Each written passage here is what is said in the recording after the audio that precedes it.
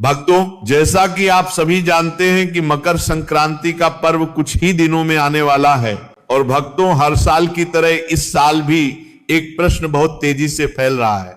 कोई कह रहा है कि मकर संक्रांति 14 जनवरी को है तो कोई 15 जनवरी बता रहा है।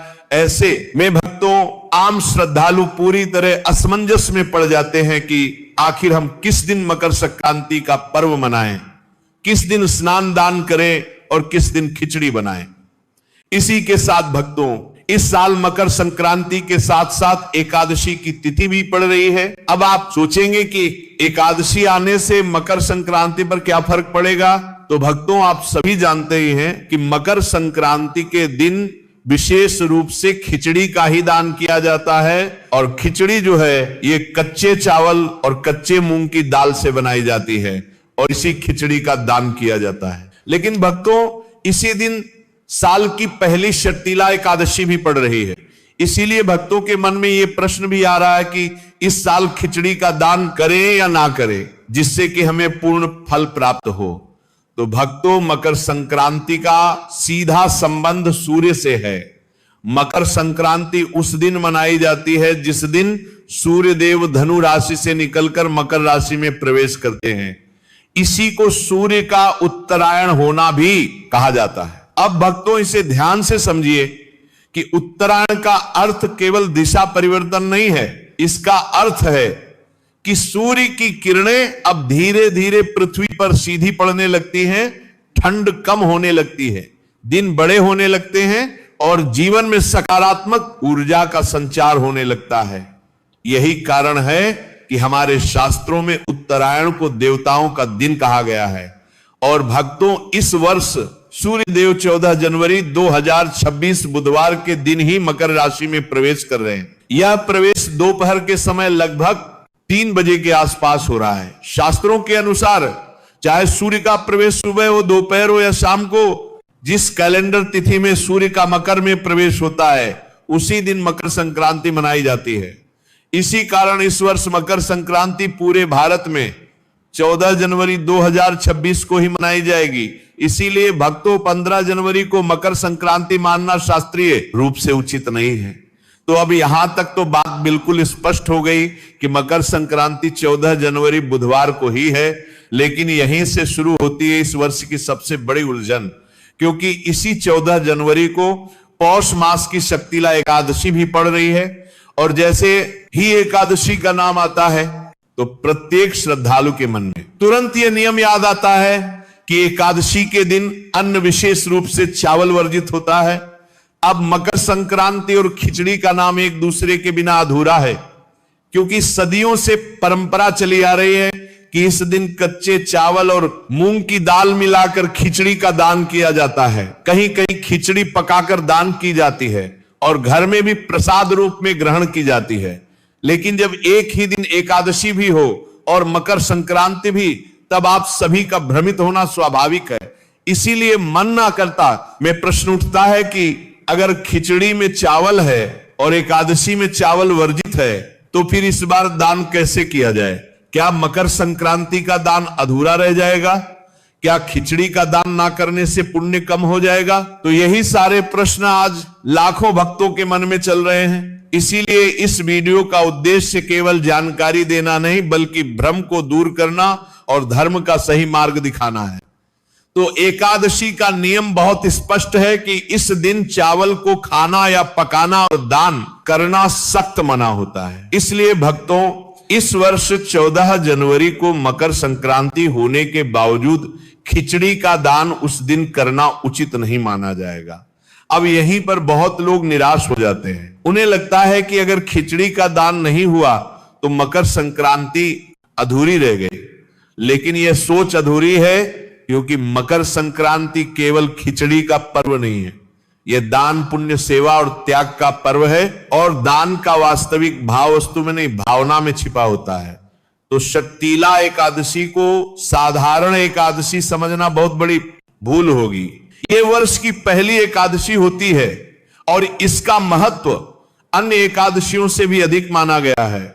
शास्त्रों में बताया गया है कि इस एकादशी का नाम ही तिल के ऊपर रखा गया है, क्योंकि इस दिन तिल का दान, तिल का सेवन और तिल से संबंधित कार्य विशेष फल देने वाले माने गए हैं। इसीलिए अब जरा ध्यान से समझिए, एक और मकर संक्रांति जिसमें तिल और गुड़ का विशेष महत्व है, दूसरी ओर षटतिला एकादशी जिसमें तिल को मोक्षदायक बताया गया है। और जब दो ऐसे पर्व एक साथ आते हैं जिनका केंद्र बिंदु तिल हो, तो ये कोई संयोग नहीं बल्कि एक दिव्य संकेत होता है। ये संकेत हमें बताता है कि इस वर्ष मकर संक्रांति पर तिल दान का महत्व कई गुना बढ़ गया है। अब बहुत से लोग ये भी पूछते हैं कि खिचड़ी का दान क्यों इतना महत्वपूर्ण माना गया है, तो इसका उत्तर यह है कि खिचड़ी में चावल और दाल दोनों होते हैं जो अन्न का पूर्ण रूप माने जाते हैं। अन्न दान को सभी दानों में श्रेष्ठ बताया गया है। इसी कारण मकर संक्रांति पर खिचड़ी का दान सबसे बड़ा पुण्य माना गया। लेकिन जब शास्त्र स्वयं एकादशी के दिन चावल दान को वर्जित कर रहे हैं, तो धर्म हमें यह भी सिखाता है कि विकल्प भी धर्म का ही भाग होता है। इसीलिए शास्त्र कहते हैं कि यदि किसी कारणवश मुख्य दान न किया जा सके तो उसी भाव से किया गया वैकल्पिक दान भी उतना ही फल देता है। और यही कारण है कि इस वर्ष मकर संक्रांति पर काले तिल और गुड़ का दान खिचड़ी दान के समान ही नहीं बल्कि कई गुना अधिक फलदायक बताया गया है। क्योंकि तिल को शास्त्रों में पापनाशक कहा गया है। कहा जाता है कि तिल में भगवान विष्णु का वास होता है और गुड़ में माता लक्ष्मी की कृपा मानी जाती है। जब तिल और गुड़ एक साथ दान किए जाते हैं तो वह दान केवल शरीर को नहीं आत्मा को भी शुद्ध करता है। इसीलिए आप चाहे तो काले तिल और गुड़ को अलग अलग भी दान कर सकते हैं, और यदि संभव हो तो तिल और गुड़ से बने हुए लड्डू का दान करना तो और भी श्रेष्ठ माना गया है। अब यहाँ एक बात बहुत जरूरी है। कुछ लोग सोचते हैं कि अगर हमने 14 जनवरी को खिचड़ी का दान नहीं किया तो 15 जनवरी को कर ले ताकि मन को संतोष मिल जाए। तो भक्तों, शास्त्रीय रूप से देखें तो 15 जनवरी को खिचड़ी का दान किया जा सकता है, उसमें भी कोई दोष नहीं है। लेकिन मकर संक्रांति का विशेष पुण्यकाल 14 जनवरी को ही होता है। इसलिए यदि आपको पूर्ण फल चाहिए तो 14 जनवरी को ही तिल गुड़ का दान करना सर्वोत्तम रहेगा। अब यह भी समझना जरूरी है कि दान केवल वस्तु देने का नाम नहीं है। दान का अर्थ है अपने भीतर के अहंकार, संग्रह और लोभ का त्याग। अगर कोई व्यक्ति सच्चे मन से तिल गुड़ का छोटा सा दान भी करता है तो वह उस व्यक्ति से श्रेष्ठ माना गया है जो दिखावे के लिए बड़ा दान करता है। तो भक्तों, अब तक हमने ये समझ लिया कि इस वर्ष मकर संक्रांति और षटतिला एकादशी एक साथ पड़ने से खिचड़ी का दान संभव नहीं है, लेकिन तिल और गुड़ के दान से भी आपको कई गुना अधिक पुण्य फलों की प्राप्ति होगी। अब भक्तों, हमारे शास्त्र कहते हैं कि दान का मूल्य वस्तु से नहीं भाव से तय होता है। अगर कोई व्यक्ति बहुत साधारण वस्तु भी पूरे श्रद्धा भाव से दान करता है तो उसका फल उस व्यक्ति से कहीं अधिक होता है जो महंगी वस्तुओं का दान केवल दिखावे के लिए करता है। क्योंकि मकर संक्रांति का समय विशेष रूप से सेवा और करुणा का समय माना गया है। यह वही समय है जब ठंड अपने चरम पर होती है और गरीब, असहाय, वृद्ध और सड़क किनारे रहने वाले लोग इस ठंड को सबसे अधिक सहते हैं। ऐसे में अगर किसी को गर्म कपड़े या कंबल का दान किया जाए तो वह दान केवल शरीर को गर्मी नहीं देता बल्कि दान करने वाले के हृदय को भी करुणा से भर देता है। इसीलिए शास्त्रों में बताया गया है कि शीत ऋतु में किया गया वस्त्र दान विशेषकर मकर संक्रांति के दिन अक्षय पुण्य प्रदान करता है। अक्षय का अर्थ है जिसका फल कभी समाप्त ना हो। अब भक्तों, कई लोग सोचते हैं कि हमने तिल गुड़ का दान कर दिया, अब और कुछ करने की आवश्यकता नहीं। लेकिन यदि आपकी क्षमता है तो मकर संक्रांति के दिन एक से अधिक प्रकार का दान करना अत्यंत शुभ माना गया है। जैसे तिलगुड़ के साथ कंबल, शॉल या गर्म कपड़े का दान भी आप कर सकते हैं। अब भक्तों, यहाँ एक बहुत महत्वपूर्ण प्रश्न आता है कि दान किससे दिया जाए। बहुत से लोग इस विषय में भी उलझन में रहते हैं। कोई कहता है कि केवल ब्राह्मण को ही दान देना चाहिए, कोई कहता है कि साधु संत को दिया जाए, तो कोई कहता है कि जरूरतमंद को देना ही सबसे श्रेष्ठ है। तो शास्त्रों का उत्तर बहुत सरल है, जहां वास्तविक आवश्यकता हो वही दान के पात्र है। अगर कोई व्यक्ति सच में ठंड से कांप रहा है, भूखा है, असहाय है, तो उसे दिया गया दान सीधे ईश्वर तक पहुंचता है। भक्तों, स्वयं भगवान श्री कृष्ण ने गीता में कहा है कि जो मेरी बनाई हुई सृष्टि की सेवा करता है वही वास्तव में मेरी पूजा करता है। इसलिए आप तिल गुड़ का दान किसी गरीब व्यक्ति को दें, कंबल किसी जरूरतमंद को दें या मंदिर जाकर पंडित जी को दक्षिणा दें, तीनों ही प्रकार का दान पुण्यदायक है। बात करते हैं दक्षिणा की। अक्सर लोग दान में केवल वस्तु दे देते हैं और दक्षिणा देना भूल जाते हैं, लेकिन शास्त्र कहते हैं कि कोई भी दान बिना दक्षिणा के अधूरा माना जाता है। दक्षिणा का अर्थ ये नहीं है कि बहुत बड़ी राशि दी जाए।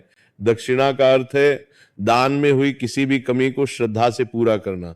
अगर आपने तिल और गुड़ का दान किया है तो उसके साथ अपनी सामर्थ्य अनुसार कुछ धनराशि अवश्य रखें।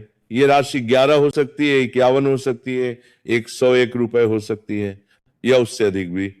राशि बड़ी या छोटी नहीं देखी जाती, भाव देखा जाता है। दक्षिणा देने से दान में पूर्णता आती है। कहा जाता है कि दक्षिणा के बिना किया गया दान रास्ते में ही रुक जाता है और दक्षिणा के साथ किया गया दान सीधे पुण्य लोक में पहुंचता है। इसीलिए मकर संक्रांति के दिन किया गया दान पूरे वर्ष का प्रभाव देता है। इस दिन दान किया गया एक छोटा सा कार्य भी पूरे साल शुभ फल प्रदान करता है। इसीलिए हमारे पूर्वज कहते थे कि चाहे सामर्थ्य कम हो, लेकिन मकर संक्रांति के दिन खाली हाथ मत रहो।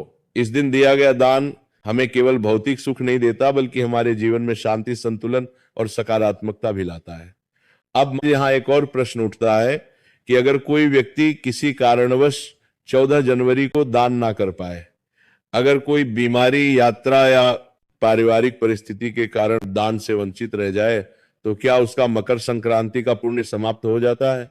तो शास्त्र इसका उत्तर भी बहुत करुणा के साथ देते हैं। कहा गया है कि भाव से किया गया मानसिक दान भी फल देता है।